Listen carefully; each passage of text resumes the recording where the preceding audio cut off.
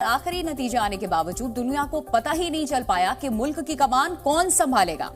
वैसे पाकिस्तान में किस पार्टी की कितनी सीटें मिलेंगी, पाकिस्तान में अगला प्रधानमंत्री कौन होगा, इसके लिए दुनिया पाकिस्तान के चुनाव नतीजों का इंतजार कर रही है। लेकिन सच्चाई यह है कि ये सब कुछ पहले से तय था और अब जिस तरह से पाकिस्तान के सेना प्रमुख जनरल मुनीर चाहते थे, इसे दुनिया के सामने रखा जा रहा है। ये सब जनरल मुनीर ने किस योजना के साथ किया, हम आपको अब बताते हैं एक एक करके। लेकिन सबसे पहले आप देखिए जनरल मुनीर ने पाकिस्तान में किस पार्टी को कितनी सीटें बांटी हैं।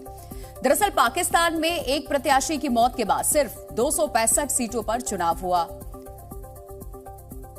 और आपको यह भी बता दें कि एक सीट पर फिर से मतगणना होने की वजह से सिर्फ 264 सीटों के नतीजे घोषित किए गए हैं।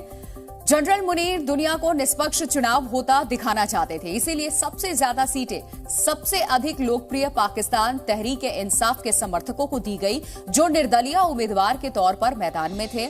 निर्दलीयों को कुल 101 सीटों पर जीत मिली है, जिसमें इमरान खान के समर्थकों की संख्या 87 है। इसके बाद जनरल मुनीर ने सबसे ज्यादा सीटें पाकिस्तान मुस्लिम लीग नवाज को दी, क्योंकि चुनाव से पहले उनकी नवाज शरीफ से डील हो चुकी थी। पीएमएलएन की झोली में मुनीर ने 75 सीटें डाली। जिस पार्टी के समर्थन से नवाज शरीफ की पार्टी को सरकार बनाना है, यह भी तय था। बिलावल भुट्टो के पाकिस्तान पीपल्स पार्टी को मुनीर के ऑफिस से 54 सीटें दी गई। इसके बाद मुत्तहिदा कौमी मूवमेंट को 17 सीटें दी गई हैं, ताकि नवाज शरीफ से मिलकर के एमक्यूएम सरकार बनाने में योगदान दे सके। बाकी बची पार्टियों में मुनीर ने 17 सीटें बांट दी, लेकिन इस बात का ध्यान रखा गया कि आखिर में पाकिस्तान मुस्लिम लीग इनके नेतृत्व में पाकिस्तान के अंदर उनकी कठपुतली सरकार बन जाए। अब आप सोच रहे होंगे कि जनरल मुनीर ने कैसे दुनिया की आंखों में धूल झोंकते हुए ये सब कुछ किया। तो इसे समझने के लिए हमारी एक खास रिपोर्ट देखिए, जो जनरल मुनीर के चुनावी दृश्यम की पूरी कहानी आपको समझा देगा। दुनिया को दिखाने के लिए पाकिस्तान में चुनाव हुए तो देश के 4 सूबों में वोटिंग के बाद वोट गिनने का काम भी बूथ पर ही किया गया।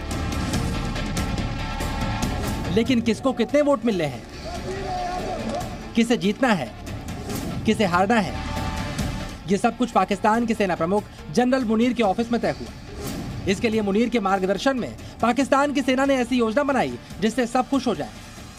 लेकिन नतीजे ना इमरान के, ना नवाज के, ना बिलावल के पक्ष में आए और चुनाव जनरल मुनीर जीत जाए। चलिए अब आपको समझाते हैं पाकिस्तान में मुनीर के मन के चुनावी नतीजे तैयार करने के लिए क्या क्या तरकीबें अपनाई गई। लेकिन इससे पहले समझिए मुनीर चुनाव नतीजों से क्या और क्यों चाहते थे। मुनीर का मकसद था पाकिस्तान में अगली सरकार सेना की पसंद वाली गठबंधन सरकार हो, ताकि कोई भी सरकार आए वो उनके हिसाब से ही चले।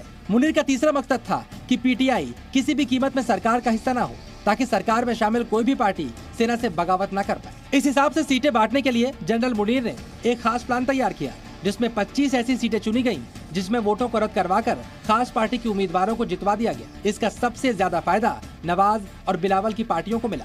पंजाब में नवाज शरीफ की पार्टी के साथ साथ सेना भी मजबूत स्थिति में है, इसलिए यहाँ पर धांधली सबसे ज्यादा हुई। पाकिस्तान के विशेषज्ञ बता रहे हैं कि चुनाव में ऐसा खेल हुआ जिसके बारे में सोचकर भी लोगों को हंसी आती है। इसी हेराफेरी की वजह से रात तक जिस पीटीआई को पूरा बहुमत मिलता दिखाई दे रहा था, सुबह तक पाकिस्तान मुस्लिम लीग उससे कम सीटें जीतकर भी फाइट में आ गई, क्योंकि सेना नवाज शरीफ के साथ खड़ी थी। पाकिस्तान के चुनावों में वोटों को रद्द करने की धांधली इस कदर हुई कि मुनीर के पसंदीदा उम्मीदवारों के लिए रिकॉर्ड तोड़ वोट रद्द करा दिए गए। कई सीटों में जितने वोट पाकर उम्मीदवार जीत सकते हैं, उससे ज्यादा वोट रद्द कर दिए गए। हालांकि ऐसा पहले भी पाकिस्तान में होता आया है। 2018 के चुनावों में तत्कालीन सेना प्रमुख ने इमरान खान की ऐसे ही मदद की थी। तब नवाज शरीफ की आंखों में आंसू थे, लेकिन इस बार इमरान के साथ सेना खेला कर रही है। मुनीर के आदेश के बाद पहले पाकिस्तान के चुनाव आयोग ने सभी पार्टियों में इतनी सीटें बांट दी कि गठबंधन करके सेना के हितों का ध्यान रखने वाली सरकार बन जाए। इसके बाद जनरल मुनीर के आदेश पर सेना दबाव डालकर निर्दलीयों को नवाज की पार्टी में मिलवाने की मुहिम में लग गई, जिसके परिणाम तेजी से सामने आ रहे हैं। इसी के साथ दुनिया को निष्पक्ष चुनाव और सरकार गठन का संदेश देने के लिए सेना ने तीसरी चाल चली।